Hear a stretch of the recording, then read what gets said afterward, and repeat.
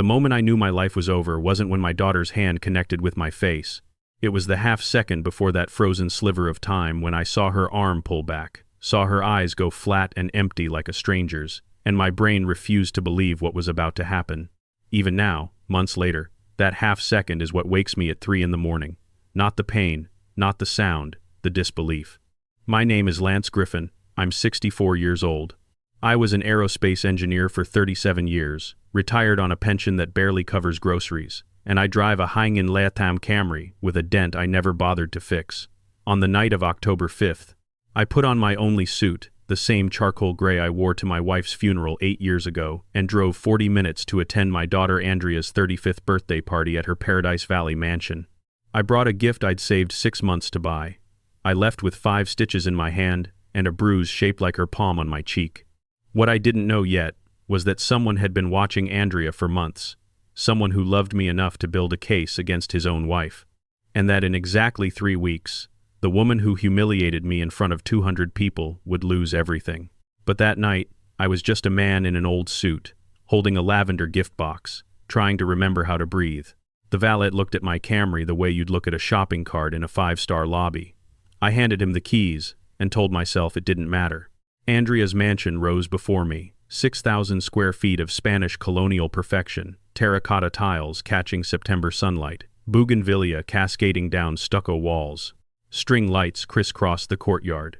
A 3-tiered fountain burbled at the center, surrounded by cocktail tables draped in cream linen. Beyond the crowd, Camelback Mountain shouldered against a sky streaked pink and gold. 200 guests in designer clothes held champagne flutes, laughing at jokes I couldn't hear. I recognized maybe 3 faces.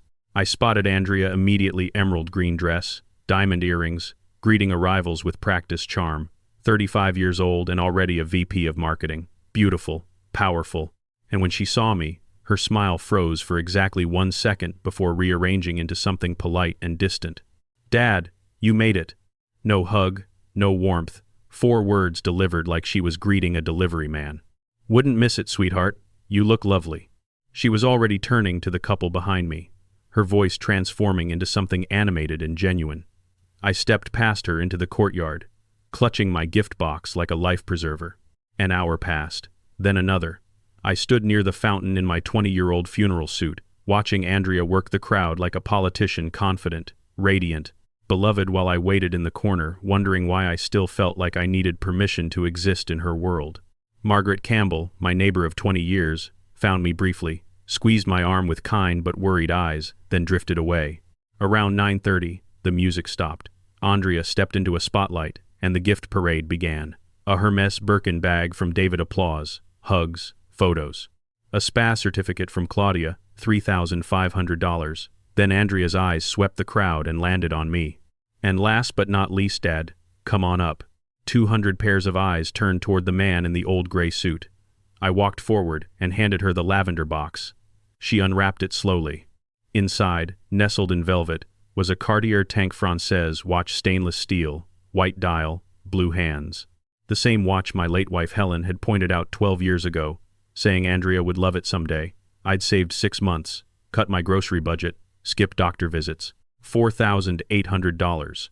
Andrea stared at it for 3 seconds. Then she looked up, and her face was ice. "A used watch, Dad? This is what 6 months of your pension bought? Worthless antique junk." The courtyard went silent. "Andrea, it's the one your mother. Mom said I wanted a Santos, not a tank. You never listen." Her hand came up full swing and connected with my face like a gunshot.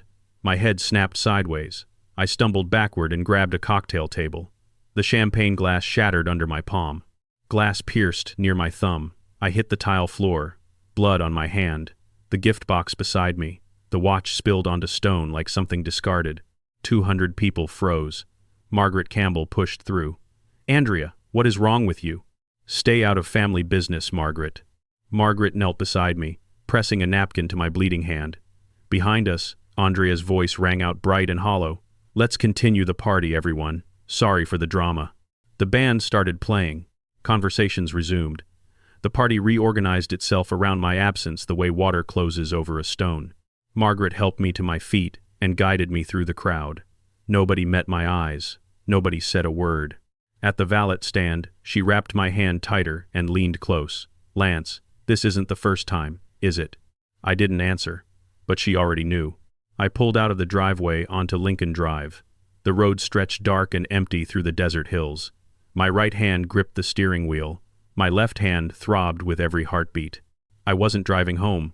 I was just driving, no destination, no plan, just darkness, and the question I couldn't answer. Where do you go when the person who's supposed to love you treats you like garbage? At a red light, I looked at myself in the rearview mirror. 64.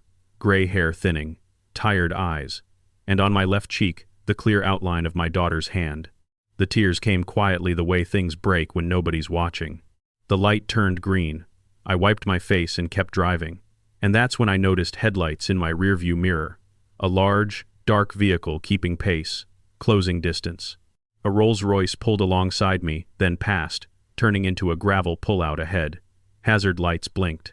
Behind me, a dark SUV moved in close. I was boxed in.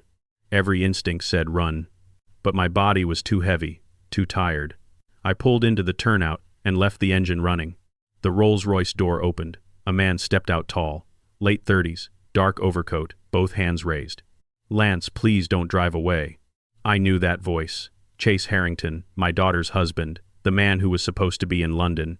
He crouched beside my window, face flushed with urgency.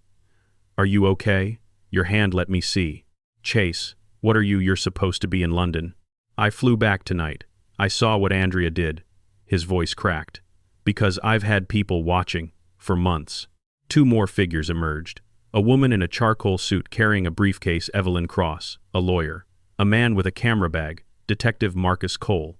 Chase introduced them quickly, but it was Evelyn's words that cut through the fog. "Mr. Griffin, you're not safe right now. Physically, you need medical attention. Legally, you need protection. And emotionally, you need to know what your daughter has been planning." Planning. The word hit me like ice water. Marcus pulled out an iPad and showed me footage, telephoto lens, clear as daylight. Me handing Andrea the gift.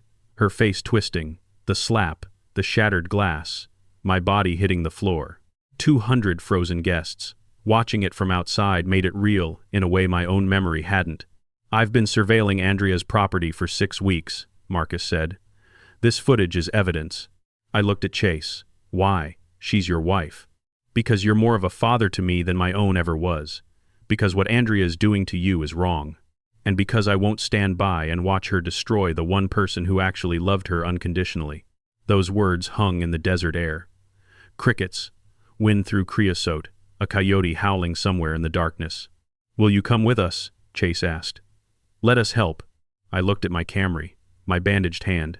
8 years of handling everything alone, telling myself I was fine, that needing help was weakness. 8 years of drowning while insisting I could swim. "Where are we going?" Relief flooded his face. Somewhere safe. I turned off the engine and climbed out on unsteady legs. Chase opened the rear door of the Rolls-Royce. I slid inside, leather seats, polished wood, a different universe. The door closed with a solid thunk. Both vehicles pulled onto Lincoln Drive heading north. For the first time since Helen died, I wasn't alone in the dark. But I had no idea what Chase was about to tell me, or that by sunrise, everything I thought I knew about my daughter would be shattered. And there was something else, something even Chase hadn't discovered yet. A name Andrea kept hidden in her emails, someone she referred to only as R, a person who'd been quietly orchestrating things from the shadows. But that revelation was still coming. And when it arrived, it would change everything. The Four Seasons Scottsdale sits at the base of Pinnacle Peak, like something the desert conjured on its finest night. When Chase pulled into a private entrance, bypassing the lobby, bypassing the front desk, bypassing every checkpoint normal people go through, I understood this hadn't been thrown together in the hours since the party. This had been planned, days in advance, maybe weeks. Chase had booked the casita 3 days before the birthday, before the slap, before any of it. He'd known I would need a place to disappear, and I realized, with a slow, unsettling clarity, that he'd been planning my rescue. With the same precision, Andrea had been planning my destruction. Resort staff waited beside a golf cart, 2 attendants in pressed uniforms who nodded at Chase like they'd received instructions hours ago, no questions. No curious glances at the old man with a bloody napkin around his hand. Just quiet, practiced efficiency. The casita sat at the far edge of the property, tucked behind mature mesquite trees. When the door opened, I stepped inside and stopped breathing for a moment. Open-plan living room with leather furniture, Southwest art on the walls, a kitchen with granite counters I'd never use, 2 bedrooms, a bathroom with a rain shower, and a soaking tub. But what stopped me was the far wall floor-to-ceiling glass overlooking the valley, and beyond it, a private patio with a pool, an outdoor fireplace, and the lights of Scottsdale scattered across the desert floor like spilled diamonds. I walked to the window and pressed my bandaged hand against the glass. "I can see the stars," I said quietly. Chase stepped beside me. "You haven't been able to see stars in a while, have you?" I shook my head. He didn't ask what I meant. The last 8 years hadn't been about living. They'd been about enduring. Dr. Alan Brooks arrived at midnight, silver hair, kind eyes, leather medical bag. Chase had arranged him too. The doctor unwrapped Margaret's napkin, cleaned the wound, gave me 5 precise stitches, and wrapped my hand in fresh gauze. He noticed the bruising near my temple and ordered a CT scan for the morning. "I'm fine," I said. "You're getting the scan, Dad." The word hung in the air like something sacred. Dad. Chase said it so naturally, so quietly, like it had always been waiting to be spoken. Neither of us acknowledged it, but I felt it settle somewhere behind my ribs, warm and unexpected. After Dr. Brooks left, the room shifted. Evelyn sat on the couch, a file folder 3 inches thick on her lap. Marcus stood near the windows, laptop glowing on the dining table. Chase pulled a chair across from me. "Tell me everything," I said. My voice was quiet but steady. Maybe the first firm thing I'd said in months. Chase began. 4 months ago, May. A bank notification at 6 in the morning. $25,000 withdrawn from his joint account with Andrea. When he asked her over breakfast, she didn't look up from her coffee. Charity donation. Women's shelter downtown. He asked which shelter. She said she'd find the receipt. She never did. "I wanted to believe her," Chase said. "But $25,000 doesn't vanish without a paper trail." He called every women's shelter in the valley. None had received a donation from Andrea. When he pressed her, she changed the story: cash donation, no receipt required. But Andrea had worked in non-profit fundraising. She knew organizations always document large gifts. She was counting on Chase, not knowing that. So he hired Marcus. 2 weeks later, the detective traced the money to a separate account Andrea had opened 6 months earlier. Balance, $73,000. The 25 Chase had noticed was just the latest deposit. By the 4th week, Marcus was following Andrea physically. 3 different law offices in 2 weeks, all specializing in the same thing. Elder law, Marcus said. Conservatorship, guardianship. My mouth went dry. She was meeting with lawyers about how to declare someone legally incompetent, Marcus continued. How to take control of their finances, their healthcare decisions, their entire life. Evelyn's voice was calm and precise. She was building a case to have you declared mentally unfit, Mr. Griffin. She needed documentation, a doctor's statement, evidence you couldn't manage your own affairs. I thought about Andrea's phone calls over the past few months. The little questions. Do you remember what day it is, Dad? You seem confused lately. Did you take your pills this morning? Seeds planted so gently, I never felt them take root. Chase told me about confronting Andrea in late June. She'd deflected, then gotten angry. He's my father. I don't have to explain myself to you. Then she'd walked out. After that conversation, Chase said, he knew the woman he'd married was gone. The investigation deepened through July and August. Legal warrants, a forensic accountant, background checks, and Marcus kept watching me, documenting my daily life without my knowledge. I found a 64-year-old man living alone, Marcus said, maintaining his yard, driving without incident, going to the library, completely lucid, no signs of cognitive decline. You were isolated, Chase said quietly, but you weren't confused. You weren't incompetent. I remembered 2 weeks before the party, Andrea sitting at my kitchen table with conservatorship papers. Just sign here, Dad. It'll make things easier. And for the first time in 35 years, I'd said no. She hit you tonight because you said no, Chase said. Because for the first time, you wouldn't give her control. Marcus opened his laptop and turned the screen toward me. A spreadsheet rose of numbers, dates, categories highlighted in yellow and red. At the top, Andrea Griffin Financial Analysis. Discrepancies identified. 253, 400. Andrea's salary was $185,000 a year, her annual spending, $280,000. She was drowning and had been for years. 4 hidden credit cards totaling $73,000 in debt. And then the real catastrophe. In January, Haingin Lea Haimui Hai, she'd taken $180,000 from credit card advances and joint savings and poured it all into a cryptocurrency called Luna Classic. By May, the entire investment was worth $127. Total loss, $179,000. She lost almost $200,000, Marcus said, in 3 months. Chase's voice was flat with exhaustion. I didn't know until I hired Marcus. Marcus pulled up my financial profile. Retirement account, $340,000. House in Tempe, paid off, $280,000. Monthly pension and Social Security, $4,700. Total assets, $620,000.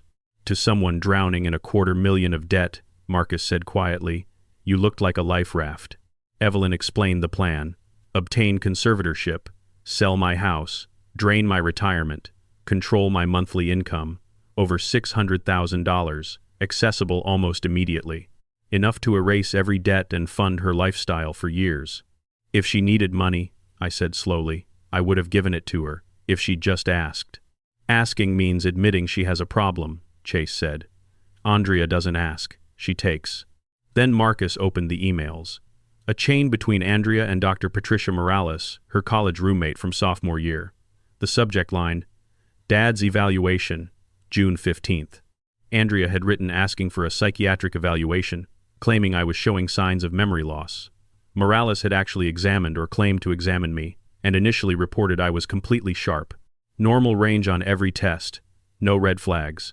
I never went to her office, I said. I've never met this woman. She fabricated the evaluation entirely, Marcus confirmed.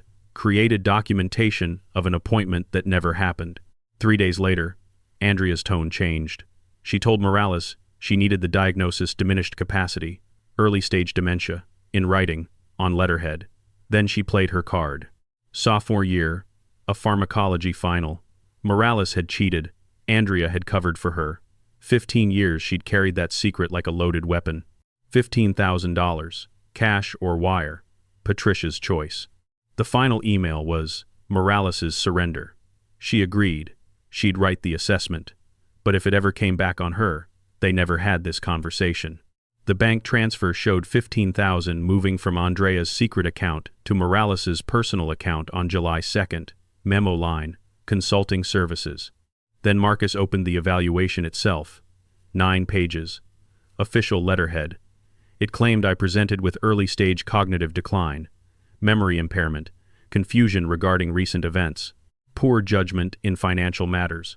The conclusion, decision-making capacity significantly diminished. Recommendation, legal conservatorship. I stood up, walked to the window, looked out at the dark desert. I never took those tests, I said. My voice was shaking. None of that happened. We know, Marcus said. She didn't just try to steal my money. She tried to steal my mind. Nobody spoke for a long time.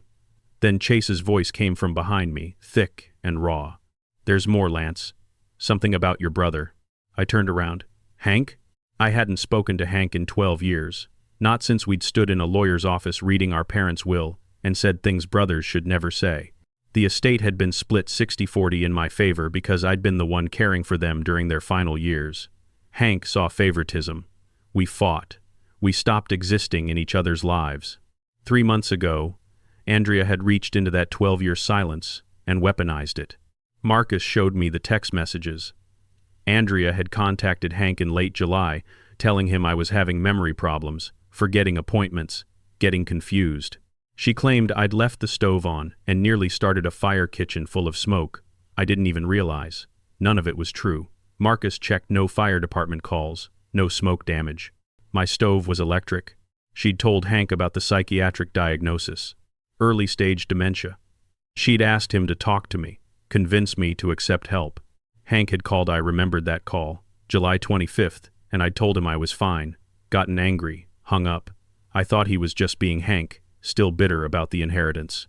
Andrea counted on that, Marcus said. She knew your history, She used it. After the call, Andrea had texted Hank that my denial was a classic symptom. She'd sent him a draft affidavit supporting the conservatorship. He'd almost signed it, almost. But something held him back. It felt wrong to sign something so official when he hadn't actually seen me. Marcus had contacted Hank the previous week, showed him everything. The emails, the fraud, the fake evaluation. He said, "Oh my God. She lied about all of it," Marcus told me. "He signed an affidavit yesterday. He's willing to testify." I walked back to the window. My eyes burned. "For 12 years," I said quietly. I thought Hank didn't want to talk to me because of the inheritance. But what if Andrea made sure we stayed apart? What if she knew that as long as we weren't speaking, I had no family support, no one to check in, no one to notice? "Isolation is a classic abuse tactic," Chase said gently. "My own daughter isolated me from my own brother." I sat back down, my voice cracked. "Tell Hank yes. Tell him I'll talk to him when this is over." Marcus nodded, then his expression shifted. "Mr. Griffin, there's one more thing. Something Andrea did 6 months ago. Something she spent months making you believe was your fault." He opened new screens, bank statements, withdrawal records, dates in March, and I felt the room tilt, because I knew what was coming before he said it. And what he showed me next was the cruelest thing of all. Not the money she stole, not the documents she forged, but the way she made me believe I was losing my mind, slowly, deliberately, over 8 terrifying weeks, until I started keeping a journal by my bed, writing down every conversation, every transaction, every moment of my day, checking it 3 times, 4 times, convinced the darkness was coming for me. But I wasn't losing my mind. I was being erased. And the proof was right there on that screen. 6 months before the birthday party, 6 months before the slap, Andrea came to my house on a Sunday afternoon carrying 2 bags of Whole Foods groceries and a box of red velvet cupcakes, the kind Helen used to make from scratch. She smiled when I opened the door, kissed my cheek, and said, "I miss spending time with you, Dad." I believed her, because I wanted to believe her, because she was all I had left. That Sunday, she unpacked the groceries in my kitchen, arranged the cupcakes on a plate, poured us both coffee, and sat across from me at the table where I'd eaten breakfast alone for 8 years. She said she'd been thinking, what if something happened to me? What if I had an emergency and she couldn't help because she didn't have access to my accounts? She said she wasn't trying to control anything. She just wanted to be able to step in if I needed her. 2 days later, we sat in a Chase Bank branch in Scottsdale. The banker walked us through the paperwork. As a joint owner, Andrea would have full access, withdraw, transfer, close. She squeezed my hand across the desk. "It's just for emergencies, Dad." I signed. The first withdrawal happened a week later, $4,800 from an ATM in Scottsdale, then $6,200 on a check made out to cash, then $5,500 wired to a Coinbase account. By the 5th week, I'd started checking my balance compulsively, watching the number drop like a slow bleed. $40,400 gone in 8 weeks. When I called Andrea, my voice shaking, she sounded confused at first, then concerned, patient, almost pitying. She reminded me about the roof repair, the plumbing issue, the contractor who'd come in April. She said I'd signed the contract myself. She said we'd walked through the estimate together. "This is why we set up the joint account, remember? So I could handle things when you got confused." When you got confused. Those 4 words hit me like a fist. I hung up and drove straight home, inspected every inch of the roof, every pipe, every fixture. Everything was fine. Everything was exactly as it had been for years. But the doubt had already planted itself. What if I really had forgotten? What if this was how it started, the slow unraveling, the creeping darkness my wife had feared in her final months? That night, I started the journal. A blue spiral notebook beside my bed. Every conversation, every phone call, every dollar spent, every meal, every errand. I checked it obsessively 3 times a day, 4 times, 5, terrified that if I stopped writing things down, I'd lose myself completely. For 4 months, I lived in that fog of manufactured terror. And I never told anyone. Not Margaret, not Hank, not a single soul. Because Andrea had made me ashamed of the one thing that wasn't even real. Now Marcus was showing me the truth on his laptop screen. 8 withdrawals, 8 weeks, $40,400. and a county permit search confirming that no work had been filed at my address in 3 years. A home inspector verified everything was in perfect condition. There had been no roof repair, no plumber, no contractor, nothing. Then Marcus pulled up a text exchange between Andrea and her friend Claudia, dated May 28th. Andrea had written that night, laughing about how I'd totally bought the roof story. Claudia had responded in disbelief, 40,000. And he believed you? Andrea replied that I'd called her crying, thought I was losing my mind. She'd almost felt bad, she wrote, followed by a laughing emoji. Claudia called her ice cold. Andrea corrected her, not cold, strategic. The conservatorship hearing was in 6 weeks. By then, she wrote, I'd be so confused, I'd sign anything. I stopped breathing. The room tilted. Chase's hand found my shoulder steady, grounding, but I couldn't look away from the screen. My daughter's words, her laughing emojis, her casual cruelty documented in a text message she never thought anyone would read. She wanted you to doubt yourself, Marcus said. That was the entire point. Take the money. Make you question your memory, your sanity. By the time the conservatorship petition came, you'd be too destabilized to fight back. I thought of the journal. Page after page of desperate documentation, proof that I wasn't crazy, that the world was still real, that I could still trust my own mind. I wrote everything down, I whispered, for 4 months. Every transaction, every conversation. I thought I was going insane. You weren't, Marcus said firmly. You were right about all of it. Something cracked open inside me. Not relief, not vindication. Something deeper, a grief for the months I'd spent questioning my own reality, lying awake at night wondering if the darkness had finally come for me the way it had come for my father in his final years. The terror hadn't been real, but the damage it left behind was. Chase's hand tightened on my shoulder. You were right, Dad. You were right the whole time. There it was again. Dad. And this time I couldn't hold it together. The tears came, not quiet tears, not the controlled kind I'd shed at the red light on Lincoln Drive. These were the kind that come from a place so deep you didn't know it existed until something cracks it open. I pressed my hands to my face and broke. Evelyn closed her portfolio gently. Elder financial abuse, gaslighting, conspiracy to defraud. We have documentation of intent. She looked at me. This is enough, Lance. More than enough. I wiped my eyes with my bandaged hand. What happens now? Now we build justice. But before we could build anything, Marcus said there was one more thing I needed to understand. Something that had been nagging at him for weeks. A thread he'd been pulling that didn't quite fit the pattern. Andrea is smart, he said carefully. She's manipulative. She's calculated.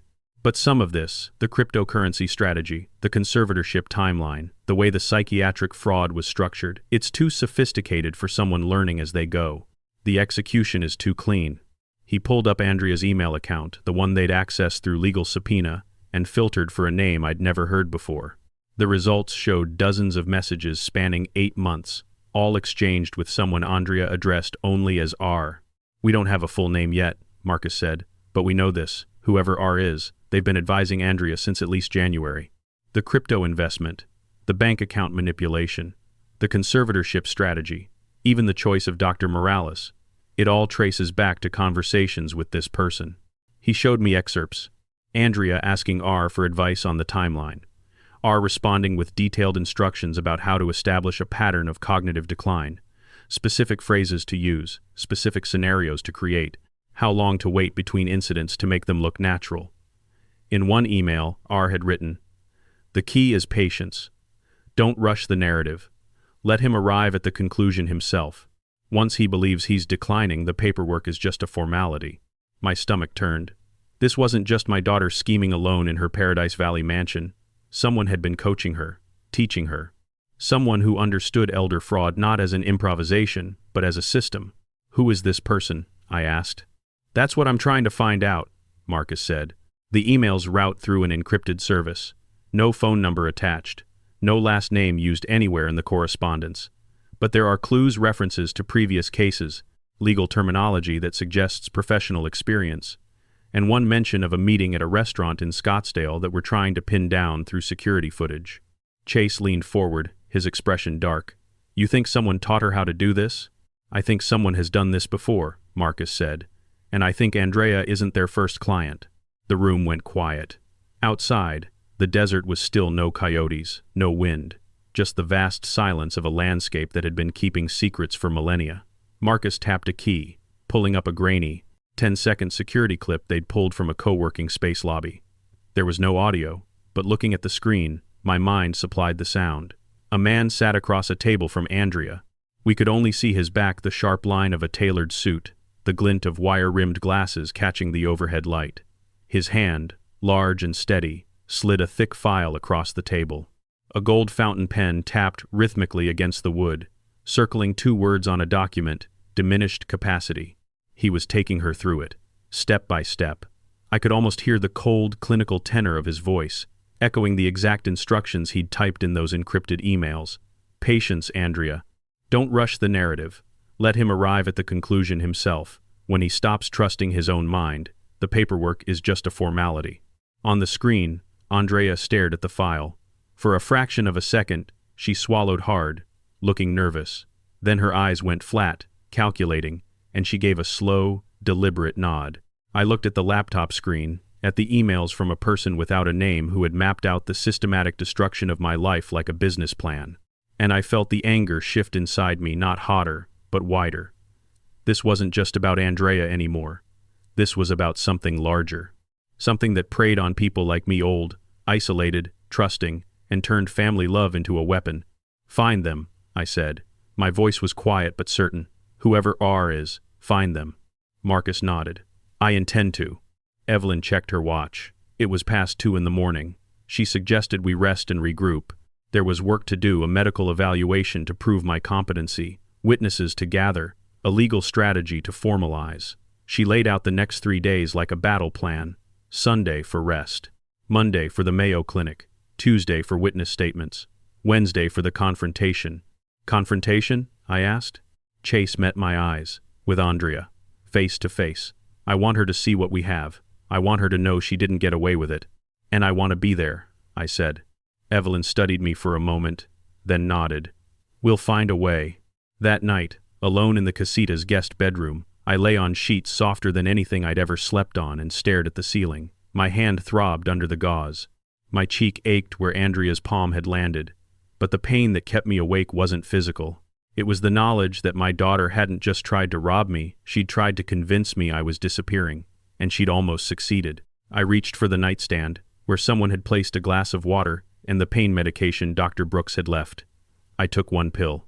Then I picked up my phone and looked at the last text Andrea had sent me, 3 days before the party. Can't wait to see you Saturday, Dad. It's going to be a great night. I read it twice. Then I set the phone face down on the nightstand and closed my eyes. Somewhere in the darkness, a man called R was sleeping soundly, confident that his latest scheme was proceeding exactly as planned. He had no idea that a retired aerospace engineer with 5 stitches in his hand and a borrowed robe was about to become the thing he never anticipated, a problem that wouldn't go away. I fell asleep thinking about Helen, about the watch, about the little girl who used to draw stick figure families with crayons and write, "I love you, Daddy," at the bottom. And I wondered not for the last time whether that little girl had ever really existed, or whether I'd been loving a ghost my entire life. Monday morning, Chase drove me to the Mayo Clinic's Arizona campus in Scottsdale. I didn't speak during the ride. My hands were folded in my lap, one bandaged, one gripping the other, and I watched the desert scroll past the tinted windows of Chase's SUV like a film I wasn't part of. Saguaros stood like sentinels along the highway. The sky was that impossible, Arizona blue that tourists photograph, and nobody back east believes is real. I was terrified. Not of the clinic, not of the doctors. I was terrified of the test. For 4 months, Andrea had planted doubt so deep that I wasn't sure anymore. What if the evaluation showed something? What if Dr. Morales's fabricated report had stumbled onto an accidental truth? What if, underneath all the manipulation and the lies, there really was something wrong with me? Some slow, quiet erosion I couldn't feel happening. The way you can't feel a house settling until the cracks appear? Chase must have sensed it. He glanced over at me at a red light and said, "Whatever they find, we deal with it together." I nodded. But my throat was too tight to answer. Dr. Helena Warren, chief of neurology, waited behind a polished desk. Tall, gray hair, in a professional bob, radiating the kind of authority that comes from decades of being the smartest person in every room she enters. She shook my hand firmly and sat down. "Mr. Griffin, I understand you've been told you have cognitive decline. We're going to test that thoroughly today. What if there is something wrong?"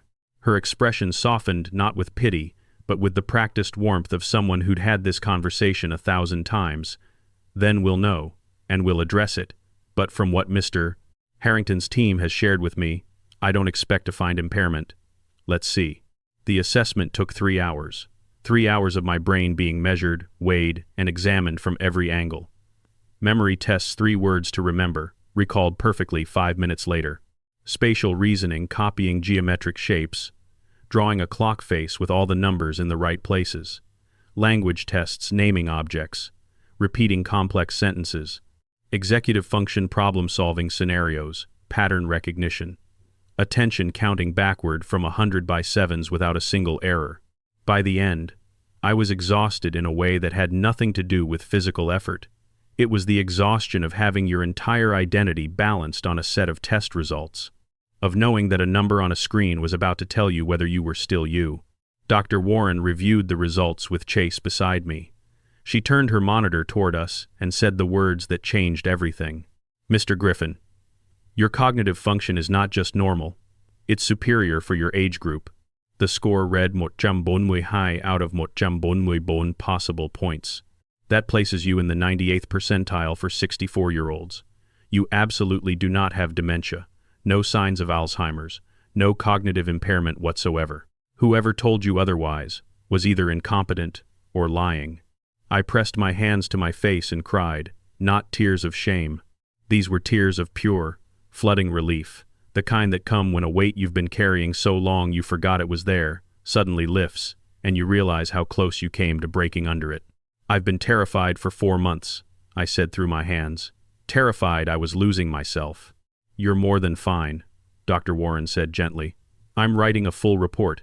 It will stand up in any court in this state." In the parking lot afterward, I stopped and looked back at the building. The sun was warm on my face. The sky was still that impossible blue. "I'm not crazy," I said aloud. Chase stood beside me. "You never were." That afternoon, while I rested at the casita, the investigation kept moving. David Reeves, the forensic accountant, called Evelyn with a new discovery. He'd gone through Andrea's corporate credit card, the one issued by the tech company where she worked as VP of marketing, and found $48,000 in personal expenses disguised as business over 18 months. Spa days labeled as client dinners. Vacations to Cabo disguised as marketing conferences.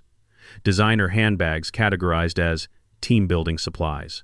"This is corporate fraud," Reeves said over speakerphone. "The FBI will be interested. Wire fraud charges are possible since the company operates in multiple states." "Document everything," Evelyn replied. "We're adding it to the file." Tuesday brought the witnesses. Margaret Campbell arrived first at Evelyn's downtown Phoenix office, steady, clear-eyed, carrying 20 years of observations about how Andrea treated me. She described the slap, the frozen crowd, how she'd intervened when nobody else moved. She signed her statement without hesitation. Marcus had tracked down 12 guests from the party willing to provide formal statements. It had taken persuasion these were Paradise Valley people, worried about social fallout, about being dragged into someone else's scandal. But one by one, they agreed. 12 statements describing the same scene from 12 different angles. The slap, my fall, the shattered glass, 200 frozen witnesses. Andrea's voice ringing out, "Let's continue the party." Late Tuesday afternoon, Hank arrived. My brother, the man I hadn't spoken to in 12 years. We met in a conference room at the Four Seasons.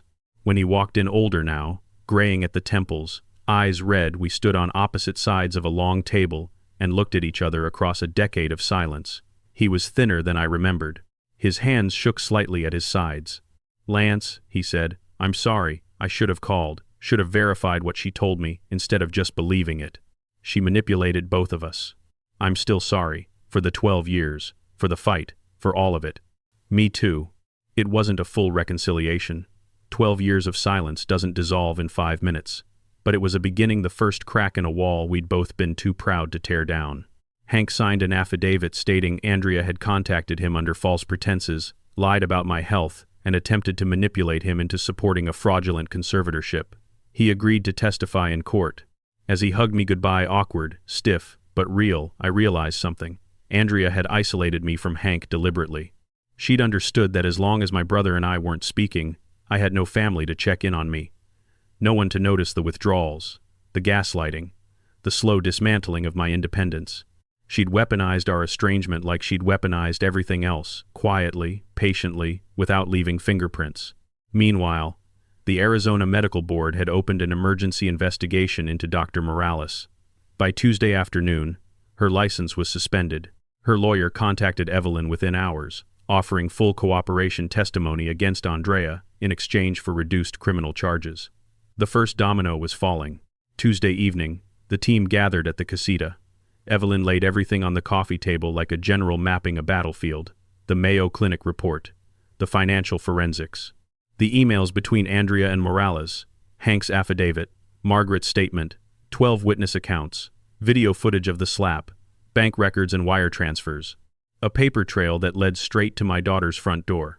"This is overwhelming evidence," Evelyn said. "Any prosecutor would take this case. Any jury would convict." "What do we do now?" I asked. "Two options. File criminal charges immediately. Andrea gets arrested, prosecuted, sentenced. Or we confront her first. Give her a chance to see what we have before the law does." Chase leaned forward. "I want to confront her." "Why?" Evelyn asked.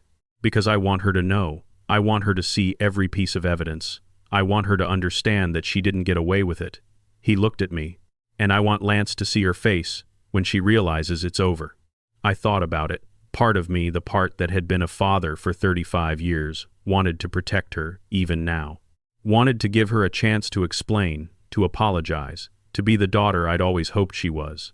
But another part of me, the part that had spent 4 months keeping a journal because my own child had made me believe I was losing my mind, that part wanted her to feel what I'd felt, not cruelty.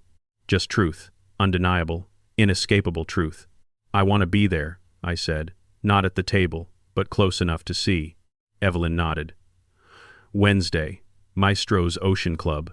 Chase calls Andrea, suggests dinner, marriage counseling, damage control. She'll come. We'll be ready. That night, alone in the casita, I thought about the mysterious R, the shadow figure in Andrea's emails, who'd guided her through every step of this scheme. Marcus was still digging. He'd traced the encrypted email service to a server in Nevada, but hadn't cracked the identity yet. Whoever R was, they were careful, professional. They'd done this before. And I couldn't shake the feeling that even when Andrea was exposed, even when she was arrested and charged and sentenced, the person who'd taught her how to destroy me would still be out there. Still advising, still coaching, still turning other people's children into weapons aimed at their parents' lives. But that was tomorrow's problem. Tonight, I had something I hadn't had in years: a plan, a team, people who believed me, people who saw me not as a confused old man, but as someone worth fighting for. I picked up the phone and called Margaret. "Lance?" She sounded surprised, relieved. "Are you okay?" "I'm okay, Margaret. I just wanted to say thank you, for the party, for kneeling down when everyone else stood still." She was quiet for a moment. Then, "You would have done the same for me." She was right. I would have. I hung up, turned off the light, and fell asleep faster than I had in months.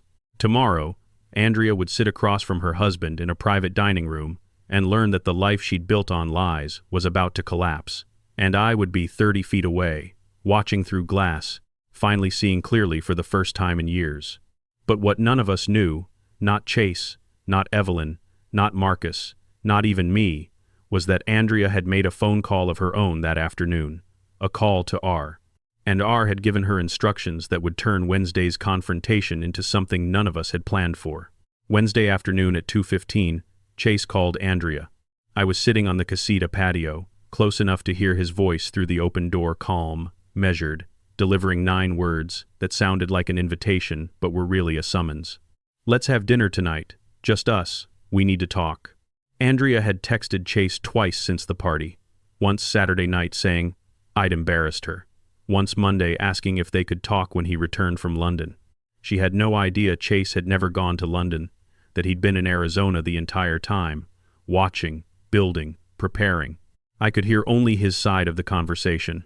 I know. I got back early. Listen, we need to talk about Saturday. About everything. A pause. Not on the phone. Maestro's. 7 o'clock. Private dining room. Another pause. Longer this time. I imagined her voice on the other end. Relieved. Maybe even hopeful. Good. See you then. He ended the call and stood still for a moment, staring out at the desert. I walked to the doorway. What did she say? Chase turned. That she's sorry I had to deal with Dad's outburst. That she wants to explain. That she loves me. He paused, his expression somewhere between sadness and steel. She has no idea what's about to happen. By 3 o'clock, Evelyn had arrived for what she called a rehearsal. She sat across from Chase in the conference room and walked him through every step. Stay calm. Don't show emotion. Emotion gives her room to manipulate. Present evidence systematically, one piece at a time. Build the case layer by layer until there's no room for denial.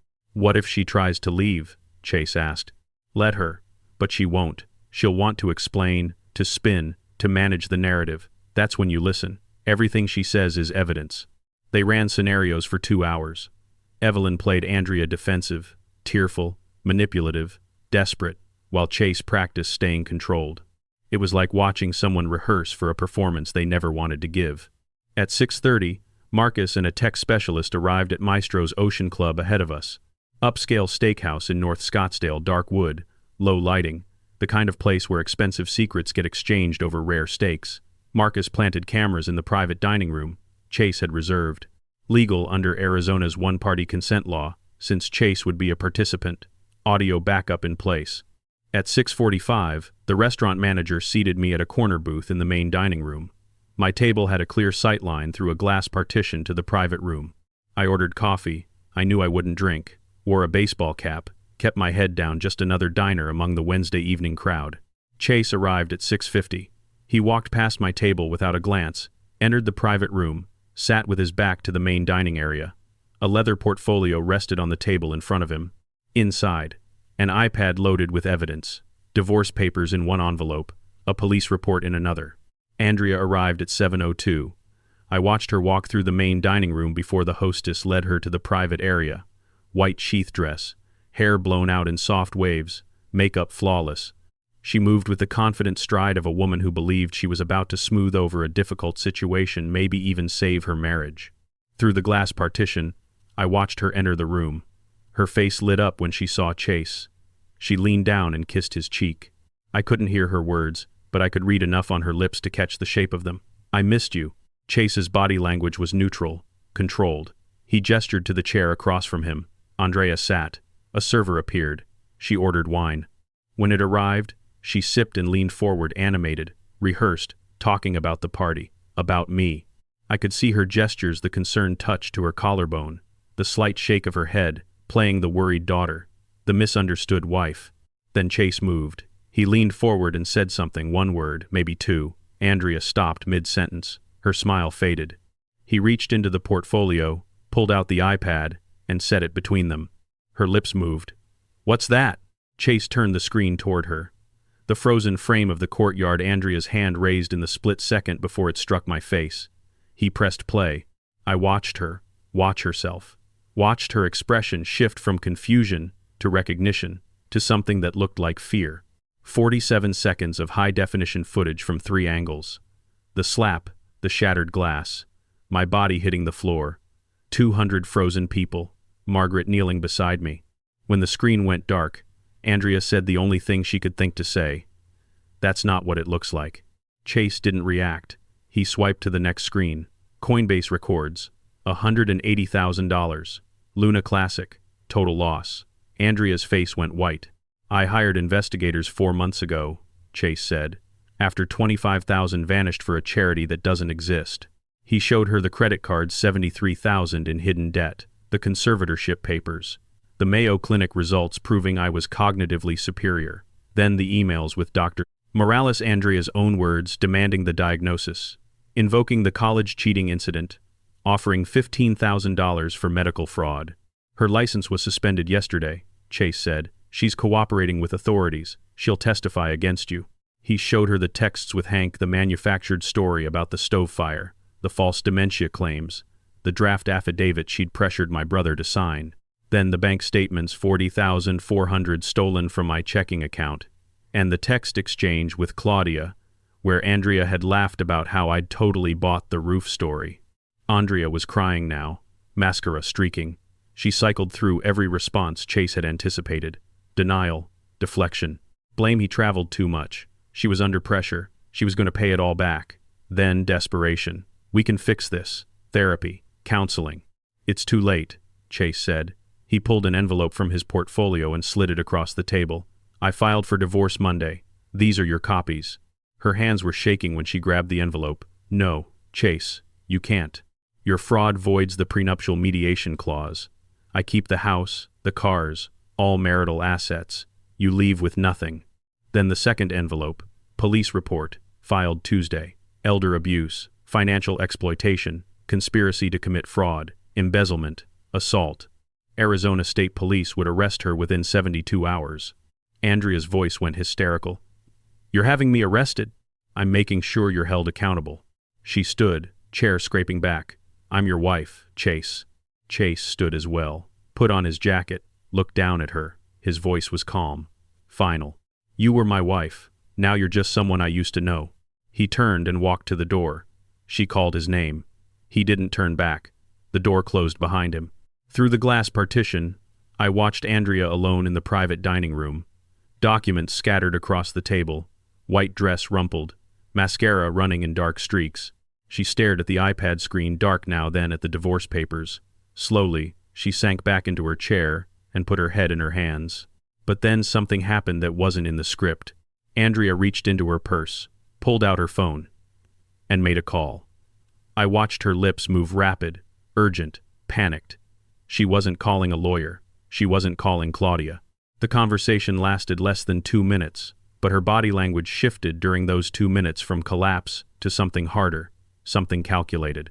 When she hung up, she wiped her eyes, straightened her dress, and walked out of the restaurant with her chin lifted.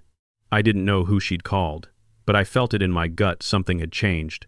The confrontation was supposed to end with Andrea broken and defeated. Instead, she'd walked out looking like a woman who'd just received instructions.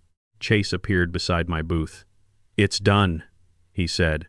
I nodded, but I couldn't shake what I'd seen through the glass. That phone call, that shift. Andrea hadn't crumbled the way Evelyn predicted. She'd pivoted. Chase, I said quietly. She called someone, right after you left the room. His expression tightened. Who? I don't know, but she wasn't crying anymore when she hung up. We called Marcus from the parking lot. He pulled the restaurant's security footage within the hour and confirmed what I'd seen Andrea on the phone for 1 minute and 43 seconds at 7:52 p. He ran the call through phone records they'd already subpoenaed and traced it to a burner phone, no name attached. But the number matched one they'd seen before in Andrea's email metadata, in encrypted headers Marcus had been trying to crack for weeks. R, Marcus said. She called R. Evelyn's voice was calm on the speakerphone, but I could hear the edge beneath it. This changes the timeline. If R knows we've confronted Andrea, they'll start covering tracks, destroying evidence, maybe disappearing entirely.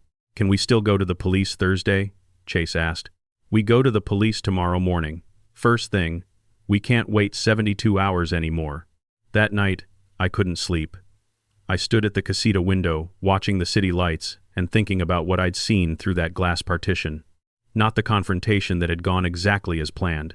It was the aftermath, the phone call, the way Andrea's spine had straightened, the way her chin had lifted, the way she'd walked out of that restaurant, not like a woman who'd lost everything, but like a woman who'd been given a new set of instructions. Whoever R was, they were still out there, still pulling strings, and now they knew we were coming. I thought about the emails Marcus had shown me, R's cold, methodical guidance, the patience, the precision. Let him arrive at the conclusion himself. This wasn't someone who panicked. This was someone who planned for contingencies. Someone who'd done this before and gotten away with it. And I realized something that made the hair on the back of my neck stand up. Andrea was dangerous. She'd stolen my money, forged my medical records, tried to steal my independence. But Andrea was an amateur, a desperate woman drowning in debt who'd been handed a playbook by someone far more sophisticated. Was the real threat. Was the architect. And until Marcus found them, none of us were truly safe. I picked up my journal and wrote a single line. The daughter was the weapon. Someone else pulled the trigger. Then I closed the notebook, set it on the nightstand, and lay down in the dark. Tomorrow, the police would arrest Andrea. Tomorrow, the dominoes would start falling. But the biggest domino, the one standing behind all the others, was still hidden, and finding it would become the mission that defined the next chapter of my life. The Arizona State Police arrived at Andrea's office at exactly 10 o'clock Thursday morning. I wasn't there. I was at the casita drinking coffee on the patio with Chase when Marcus called and said, "It's happening now." Chase put the phone on speaker. Marcus was parked across the street with a telephoto lens, narrating in the calm, clinical tone of a man who'd watched 100 arrests and never let one get under his skin. 2 state police, 1 FBI agent. They're going in now, taking the elevator. 3rd floor. A pause. She's at her desk. Doesn't see them yet. Another pause longer. Officers approaching. She looks up. Face just went white. I gripped my coffee cup with my good hand. She's standing, shaking her head. Looks like she's saying, "Not here." Marcus's breathing was steady, controlled. Officer doesn't care. Handcuffs are out. A beat. She's in cuffs. They're reading her rights. Employees are stopping work. Everyone's watching through the glass walls. Maybe 200 people. 200 people. The same number who'd watched her slap me 5 days ago. She's trying to keep her head up, Marcus continued. But she's falling apart. Elevator, lobby, outside. She's in the police car. Silence. Then, it's done. They're taking her to Maricopa County for booking. I set my coffee down. My hands were shaking. "You okay?" Chase asked. "That's my daughter in handcuffs. That's the person who tried to steal your life," he said quietly. I nodded. Both things can be true. Evelyn called 20 minutes later with the charges. Elder abuse Class 4 felony. Fraudulent schemes and practices Class 2 felony. Theft of $40,400 Class 2 felony. Embezzlement from her employer Class 2 felony. Conspiracy to commit fraud Class 3 felony. Assault Class 1 misdemeanor. If convicted on all counts, she was looking at 8 to 12 years.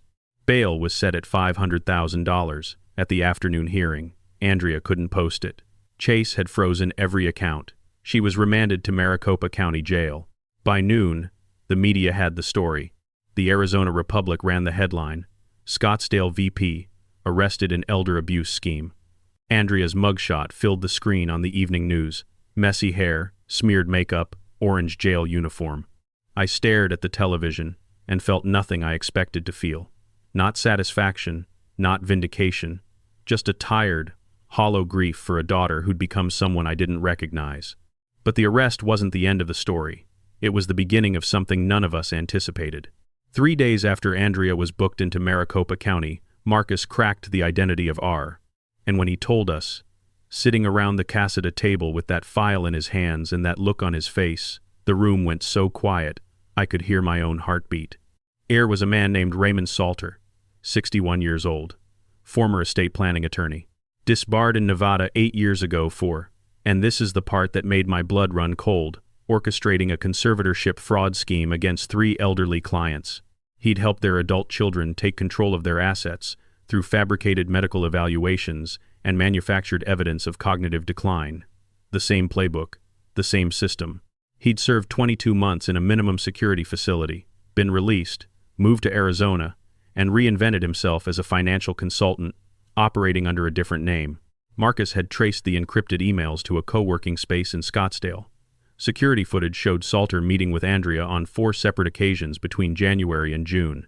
In those meetings captured on grainy but unmistakable video, he'd walked her through documents, shown her things on a laptop screen, gestured with the confident authority of a man who'd done this many times before. He charged her $30,000, Marcus said, paid in installments from the secret account, for what he called consulting services. What he actually sold her was a step-by-step guide to stealing your life. I stared at the photograph Marcus placed on the table. A man I'd never seen before. Ordinary face, gray hair, wire-rimmed glasses. The kind of person you'd pass on the street without a second glance. And this man, this stranger, had designed my destruction from a rented desk in a Scottsdale office building, the way an architect designs a house, methodically, professionally, without ever meeting me. "How many others?" I asked. Marcus hesitated. We've identified 6 potential cases in Arizona and Nevada over the past 4 years. All elderly victims, all targeted through their adult children, all involving fabricated medical evaluations and conservatorship fraud. 3 of those victims lost everything: homes, savings, independence. 1 died in a care facility 18 months after being placed under conservatorship. The family contested it, but by then, the money was gone. The room was silent. I thought about that person who died someone like me, someone whose child had been turned into a weapon by a man with wire-rimmed glasses and a $30,000 fee. "He's still operating?" Evelyn asked. "Until today," Marcus said. He allowed himself the faintest trace of a smile. "FBI picked him up this morning at his apartment in Scottsdale. They found client files, encrypted communications, financial records.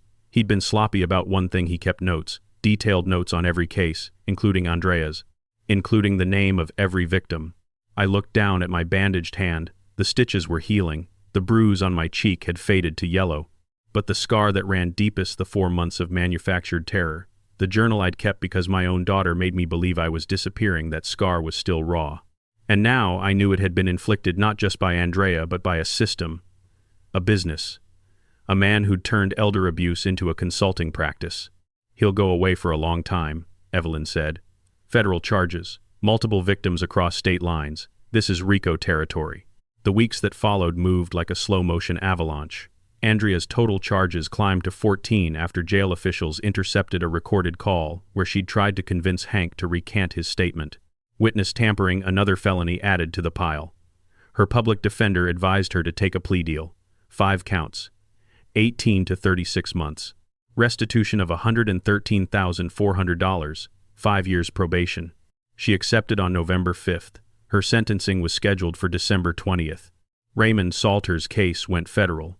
The FBI estimated 5 additional victims across 2 states. His notes, meticulous, damning, organized by client name and target, became the foundation of a case that would eventually result in a 15-year sentence. Dr. Patricia Morales cooperated fully. Her medical license was permanently revoked. She faced separate charges for Medicaid fraud billing, for assessments she'd never conducted. Dozens of victims, files going back 3 years. One by one, the dominoes fell, and I watched them fall not with triumph, but with a quiet, steady resolve that surprised even me. I didn't want revenge. I never had. I wanted it to stop, not just for me, but for the 6 other people whose names were in Raymond Salter's files. For the person who died in that care facility. For every elderly man and woman sitting alone in a house somewhere, trusting the wrong person, believing the lies because the liar was someone they loved. In November, I completed my training as a crisis hotline advocate for Arizona Adult Protective Services. My first shift, I took 3 calls. An 81-year-old woman whose grandson had drained her savings. A 73-year-old man whose daughter had moved him into a facility he didn't need. A 68-year-old widow who called just to hear someone say, "I believe you." I stayed on the line with each of them until they felt safe. Afterward, I sat in my car and cried, not from sadness, but from the overwhelming sense that my pain had finally found a purpose. Hank visited monthly. We played chess, our father's game, and slowly rebuilt what 12 years of silence had eroded. Margaret became a constant presence: dinners, walks, volunteer shifts together on the hotline. Paula Martinez, Helen's best friend whom Andrea had secretly blocked from my life, reconnected with me over photo albums and shared grief. Chase proposed to Sarah in November and asked me to be his best man. I said yes without hesitation. On December 20th, Andrea stood before a judge and pleaded guilty. I sat in the gallery, not in the front row, not making a statement, just present. She looked smaller than I remembered, thinner. When the judge read the sentence, 30 months with parole eligibility after 18, Andrea turned and looked at me for the first time since the party. Her eyes were red. Her lips moved, shaping a word I couldn't hear. Maybe sorry, maybe dad, maybe nothing at all. I didn't look away, but I didn't nod either. Some things can't be forgiven in a courtroom. Some things take longer than a sentence. The healing didn't happen overnight. One morning in early April, I sat alone at my kitchen table, the morning sun warming the wood, a steaming cup of coffee beside my hand. In front of me sat the blue spiral notebook, the same notebook I'd filled with frantic, terrified documentation when Andrea was convincing me I was losing my mind. I didn't throw it away. Instead, I slowly turned past the pages of my own manufactured panic, past the lists of fake transactions and doubted memories, until I found a crisp, blank page. With a steady hand, I picked up a pen. I wrote a line, crossed it out, and rewrote it, shaping the words with deliberate care. I wasn't documenting my descent into darkness anymore. I was writing my way out. In April, 6 months after the night that changed everything, I stood before 300 people at the Arizona Elder Abuse Prevention Conference and said words I once believed would destroy me. My name is Lance Griffin. I'm 64 years old, and my daughter nearly destroyed me. I told them everything: the party, the slap, the gaslighting, the stolen money, the fabricated diagnosis, the man named Raymond Salter who'd turned family love into a business model for theft. I told them about the journal I'd kept, the blue spiral notebook filled with desperate documentation, proof that I was still real, still present, still me. And I told them about the people who'd saved me. Chase, who'd called me Dad before I'd earned it. Margaret, who'd knelt beside me when 200 people stood frozen. Hank, who'd driven 120 miles to say he was sorry. Marcus and Evelyn, who'd built a case so airtight that justice wasn't a question but a certainty. The applause rose into a standing ovation. 14 people approached me afterward with their own stories. An elderly woman squeezed my hand and whispered, "Thank you for saying what I never could." That evening, we gathered on Chase's penthouse balcony, Chase and Sarah, Margaret, Hank, Paula, and me. Chase grilled steaks. Sarah made salad. Margaret brought her famous lasagna. Hank set up the chessboard. The city lights of Scottsdale spread out below us, and the sky above was the kind of dark that lets you see every star. When Sarah asked how the speech had felt, I told her it was terrifying and freeing at once, like stepping off a cliff and discovering you could fly. Chase raised his glass. "To Dad," he said, "the bravest man I know." I looked around the table at these people, none of them my blood, all of them my family. And I understood something I wish I'd learned decades earlier. Family isn't defined by DNA. It's defined by who shows up, who stays, who kneels beside you on a tile floor when everyone else looks away. Andrea took time, money, and dignity, but she didn't take my future. She didn't take the stars I could see from this balcony, or the chess games with my brother, or the phone calls at 3 a.m. from frightened strangers who needed someone to say, "You're not alone. I believe you, and it's going to be okay." I picked up my journal that night and wrote what I hope will be the last entry about the worst chapter of my life. I spent 18 months believing I deserved the abuse because she was my blood. I spent 4 months believing I was losing my mind because she told me I was. I spent 8 years believing I was alone because she made sure I was. She was wrong about all of it, and I'm still here. I closed the notebook, set it on the nightstand, turned off the light, and for the first time in longer than I can remember, I slept without dreaming of the things I'd lost, and woke up thinking only of the life I was building, one quiet, ordinary, beautiful day at a time.